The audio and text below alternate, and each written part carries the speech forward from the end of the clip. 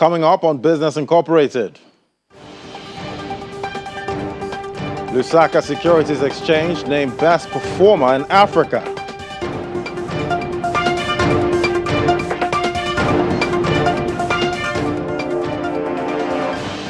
Egypt's external debt dips in the 2021-2022 financial year.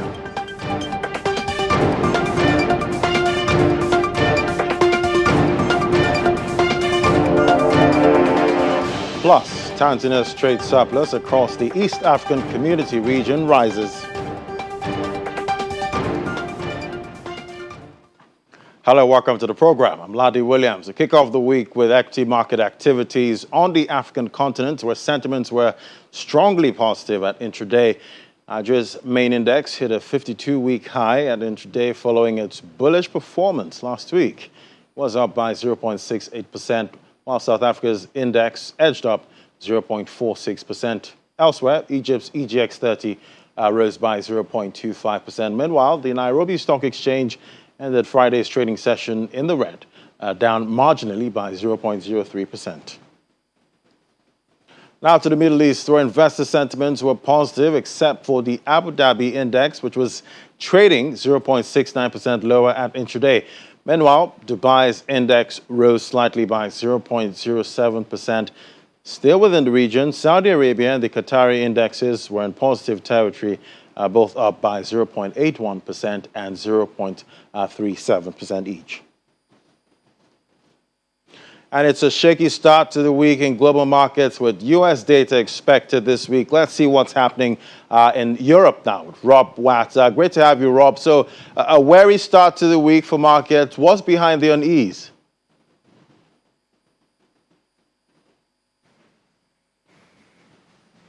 Well, I have one word for you: inflation. Markets are braced for new inflation figures from the United States that are set to come out later this week, and they may well seal the deal on an earlier than previously expected interest rates rise from the Federal Reserve. US jobs figures actually disappointed last week, but wages remain strong, so that again did contribute to talk of an early rates hike. Data last week also showed that Eurozone inflation hit a record high last month, putting pressure on the European Central Bank to raise rates too, even though it said it doesn't expect to do that this year. So on futures trading, we saw European stocks only edge up by 0.2% on Monday.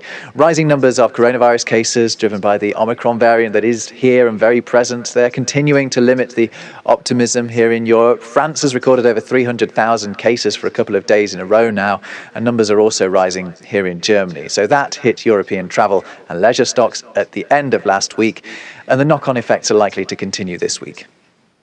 All right, and new research shows Germany suffered its most costly natural disaster ever last year. What more can you tell us about?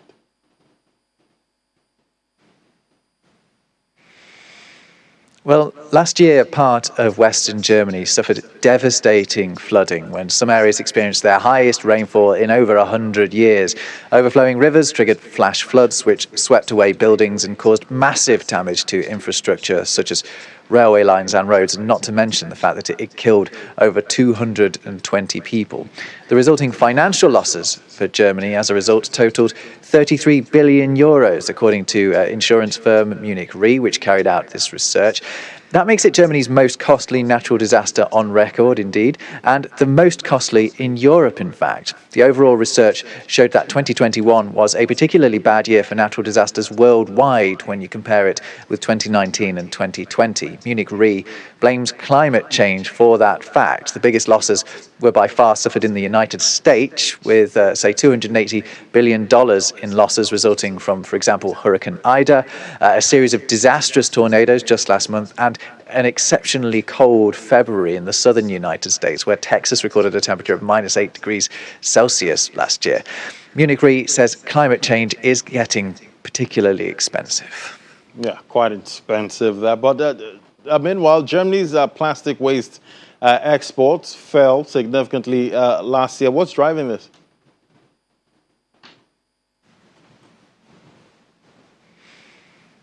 Well, there are a number of reasons why Germany exported a third less plastic waste to other countries during 2021 than it did in 2020. One of the big ones is the backlash from the countries to which Western countries have been exporting their waste, particularly in Asia.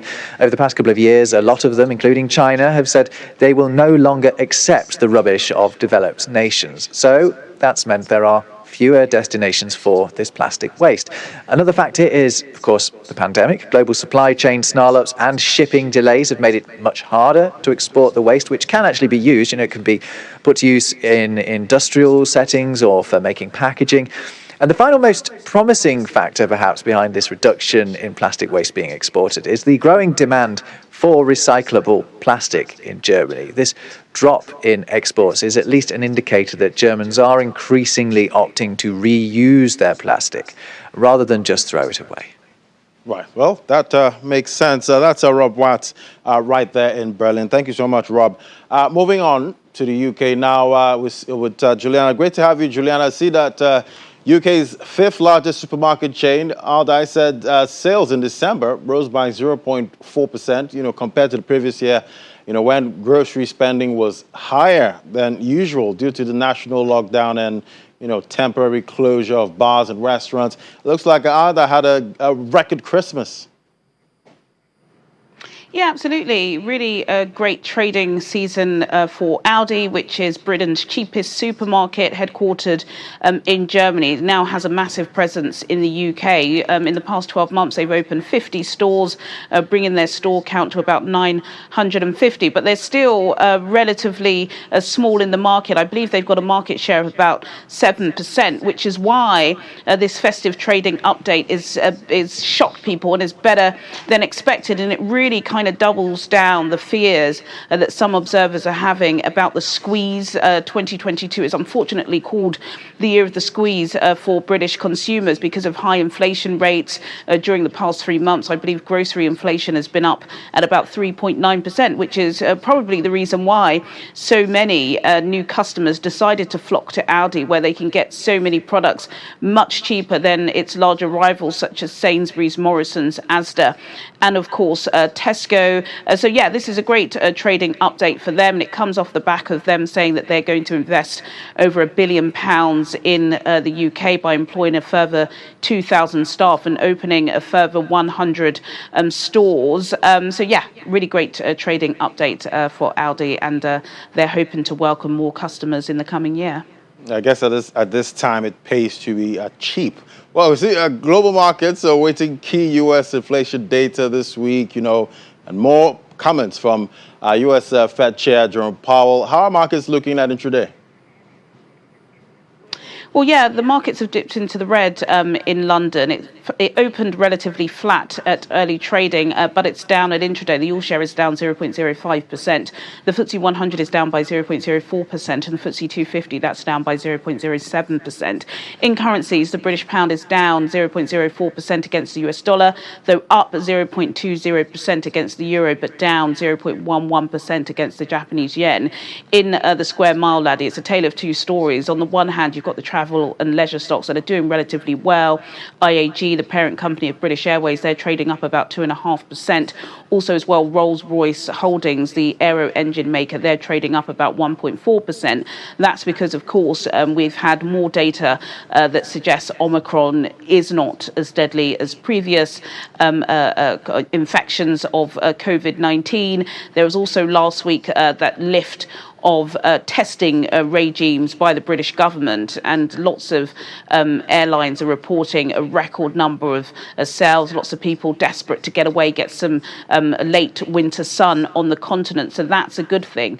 On the other hand, a lot of house builders are all down at intraday. House builders Persimmon, Berkeley Group, Barratt Developments, Taylor Wimpey all down due to some evidence that has been released by the British government as it pertains to Grenfell. I'm sure you'll remember that 2017 tragedy where almost 90 people were killed in a fire that was linked to some really dangerous cladding on high rises. Now there are several high rises in the UK that has this dangerous cladding. It was thought that if you were a home or an apartment owner, you would have to pay for the removal of this. But now the government is saying that house builders, who have pretty much had a great COVID, to be fair, considering there have been so many government subsidies, but now they're being told that they'll have to pay for some of the removal. So their shares were sharply down today. Quite interesting. Well, it's a new week. What else are we expecting? It is a new week, I suppose, apart from US inflation, apart from, if you can say that, because obviously that's a major global market day on Wednesday afternoon, and when we're going to be hearing about that. But domestically, it's all about Friday, GDP day. We're going to find out what GDP was during the month of November. In October, GDP only rose by 0.1%. I think much smaller than the economists' estimates of about 0.3%. That's because at the time there were so many fears of Omicron. We're starting to see those PMI data slightly dwindling, particularly when it comes to services. Very, very important to British GDP. We're not expecting much, perhaps a month-on-month rise of about 0.1%. Not enough to really lift us out of that COVID-19 slump. But we'll just have to wait and see, Laddie. Wait and see. I guess we'll keep tracking that. All right, Juliana, thank you so much. Enjoy the rest of your day. Thank you. All right, let's look at other markets now. Asia-Pacific markets traded mixed today as investors kept an eye on the coronavirus pandemic and rising interest rates in the U.S. South Korea, the Kospi index fell 0.95% to 2,926 points, while the Nasdaq, the Kosdaq declined 1.49% to 980.38 points. Chinese mainland shares rose, reversing earlier losses. Shanghai Composite was up 0.39% at 3,593 points, and the Shenzhen component added 0.44% to 14,406 points. Australia's benchmark, ASX 200, fell 0.08% to 7,447, and the heavily weighted financials sub-index finished near flat, but the energy and materials indexes advanced 1.11% and 1.36%, respectively. Hong Kong's Hang Seng Index rose 1.08% to 23,746 points, while Taiwan's TAIEX added 0.38% to close at 18,239. And stock futures were mostly high in overnight trading Sunday. A rocky start to 2022 for the equities markets as interest rates rise.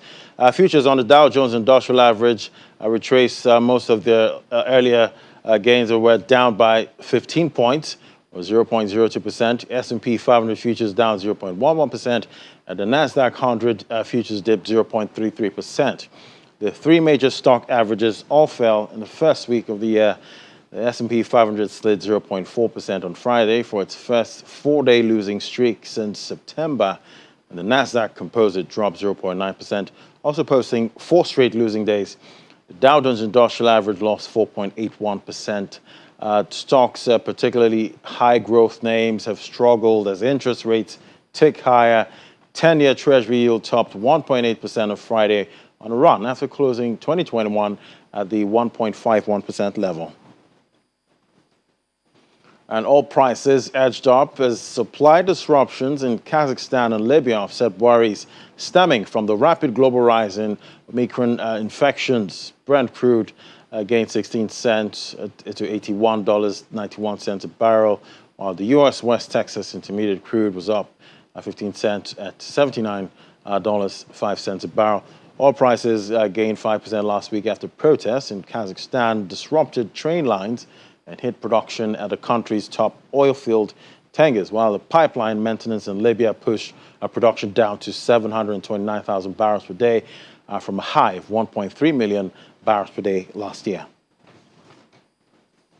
And let's look at the metals market now. We see gold is flat, hovering near a three-week low as traders awaited December U.S. inflation data that could reinforce the case for earlier than expected interest rate hikes by the U.S. Federal Reserve after weaker jobs data. Spot gold was little change at $1,795 per ounce. after hitting its lowest since December 16th of $1,782. Gold futures were down 0.2% at $1,794. U.S. Treasury yields surged last week following the minutes of a Fed policy meeting which suggested an earlier than expected rate hike and the possibility that the Fed may reduce its balance sheet sooner than many have anticipated. Gold is considered a hedge against high inflation, but the metal is highly sensitive to rising U.S. interest rates, which increase the opportunity cost of holding non-yielding bullion. And after the break, I'll look at more stories on the African continent. That's in a moment. Do stay with us.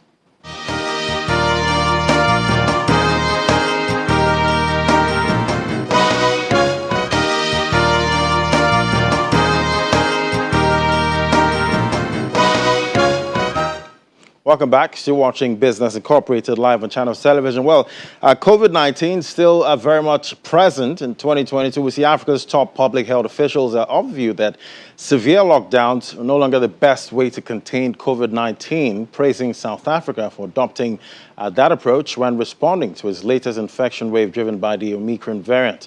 We look at the trade, travel, and commercial implications for African economies if more African countries adopt this stance. We have Matt Kinnigan now, practice leader, Sub-Saharan Africa at Front of You, join us now. Great to have you. Happy New Year. Hi, thanks for having me on the show, and Happy New Year to you as well. So why has the African CDC decided to take this stance? Yeah, certainly. So it's a very interesting approach to take, and it's likely because the CDC is accepting that the disease is probably becoming endemic in Africa. It's also closely watched South Africa's experience with the Omicron variant of COVID. So South Africa didn't tighten commercial restrictions during the latest wave, and what we've seen is a very quick reversal in infection rates, and also death rates have been very low during this latest wave. So it's probably watching South Africa very carefully. It has been heartened by South Africa's experience. So that's probably one factor. The other is that I suspect the African CDC is trying to nudge countries or nudge governments to encourage higher rates of vaccination and testing. So as we know, vaccination rates against COVID are very low in Africa, in many, especially sub-Saharan African countries. So the African CDC is aware that as the COVID pandemic lingers and continues, it does want to encourage governments to raise vaccination rates and increase testing and make sure that this is the main tool for combating COVID. So certainly those are likely the main reasons. Well, quite interesting that South Africa is actually being praised right now. But do you expect, the government to follow the African CDC's new guidance, to avoid lockdowns? So more or less, yes, I would say. Some countries, namely Uganda, Zimbabwe, over the last year or so, have tended to take a less tolerant approach to COVID-19. So they've been much stricter with their COVID lockdowns. But what we have seen in any event, so before the African CDC's announcement, we have seen most governments in Africa taking a much more tolerant approach towards COVID, so having much looser commercial restrictions. But what we would expect this announcement, or the impact of this announcement to be, is that it gives governments some political maneuverability. So it gives them a greater justification. Even if governments wanted to introduce tighter lockdown restrictions over the next year or so, most governments in sub-Saharan Africa are facing quite significant fiscal pressures, and they don't have the capacity to support businesses and households through another period of commercial restrictions. So certainly these will be informing governments' decisions to keep commercial restrictions very light over the next year or so. Yeah, apparently revenue is a big issue right now. But how will these lighter COVID restrictions, affect the continent's growth outlook in 2022? Very broadly, lighter restrictions will be positive for the growth outlook for African economies. And not least because it provides businesses with greater certainty, less prospect of disruption as a result of lockdowns and commercial restrictions over the next year or so. And this is especially the case in countries that have tended to use tighter commercial restrictions over the last 18 months. So that includes Kenya, Uganda, Zimbabwe, and also South Africa to an extent. So those countries probably stand to benefit the most from longer periods of looser commercial restrictions in terms of the impact on growth. But industries that will benefit in particular will be hospitality and tourism, education, and logistics and transport. And this is because especially hospitality and tourism and education have borne the brunt of tighter commercial restrictions in the past. So those are the industries on which restrictions tend to be imposed first during COVID lockdowns in Africa. So those are the industries that we think will benefit the most, as well as overall levels of economic activity over the next year or so. All right, Matt. Well, we'll keep tracking, that portion of the economy to see how it goes in 2022. It's a new year. Well, we're optimistic, that things will actually move well. That's Matt Kinniger, practice leader, Sub-Saharan Africa Front of View. Always great to have you on the show. Thanks very much. All right, now, the Lusaka Securities Exchange has been rated as the best performing stock market in Africa. This is according to a compilation conducted by a leading business publication, Business Insider Africa. 2021 was a tough year for most investors, especially those investing in the equities market. That notwithstanding, some stocks and stock markets across the continent still managed to perform well. Other top performers include the Ghanaian bourse. It emerged the second best performer on the continent, with investors gaining at 38.59%. The Malawi Stock Exchange recorded a 32.24% gain for investors in 2021, making it Africa's third best performing bourse during the past year. We also have the GSE All Share Index closed the year 2021 with a 24% gain, while the Nigerian bourse All Share Index ended 2021 with a 6% gain. And Egypt's external debt dipped at the end of the first quarter of the current financial year, 2021-2022, to $137.4 billion from $137.8 billion at the end of the 2020-2021 year. According to Egyptian central data, we see second half of the 2020-2021 year through January to June 2021 witnessed a considerable rise in Egypt's external debt compared to the first half. External debts inched up to $137.8 billion from the $129.1 billion in the first half. Analysts see this as a plus for the Egyptian economy. And Tanzania's trade surplus across the East African Community region rose to $484.5 million in 2020 from $343.8 million the previous year, according to latest data from the central bank. The country also reported a highly improved trade surplus of $1 billion with Southern Africa Development Community countries, indicating a further expansion of its sub-Saharan trade network. Kenya remained Tanzania's main trading partner within the EAC bloc, accounting for 28.4% of intra-EAC exports and 76.4% of imports in 2020. Export figures to Rwanda, Uganda, and Burundi also rose sharply, while imports from those countries dwindled.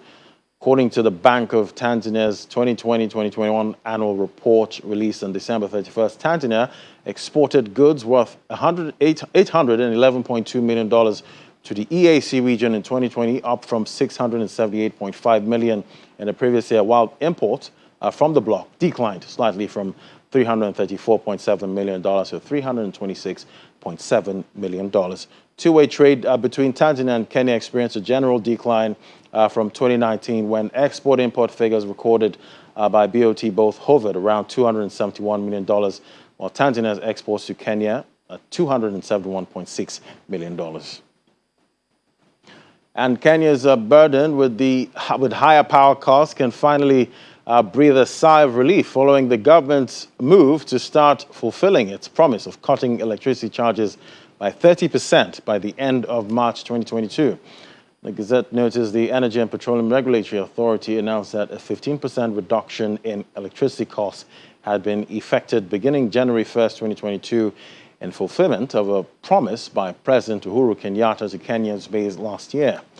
EPRA announced that prepaid and postpaid domestic customers who consume at most 100 units of electricity should incur 7 shillings in energy charge per unit of electricity, while those consuming between 100 and 15,000 units will pay 12 shillings at energy charge non-domestic small commercial consumers with consumption of at most 100 units of electricity will also be charged 7 shillings in energy charge for every unit consumed, while those who consume between 100 and 15,000 units will pay 3 shillings in energy charge and demand charge of 220 shillings per kilovolt ampere. The Concerned Drivers Association of Ghana has announced a 40% increment in transport fares across the country from Monday, January 17, 2022. In a press release, the association noted that upward adjustment has been necessitated by the unbearable hardships facing drivers currently. CDAG stated that the increment is influenced by a number of factors, including the price of fuel at pumps and the increase in prices of vehicles and the increment of spare parts and lubricants. And that's it on Business Incorporated. Thank you for watching. I'm Ladi Williams. Bye for now.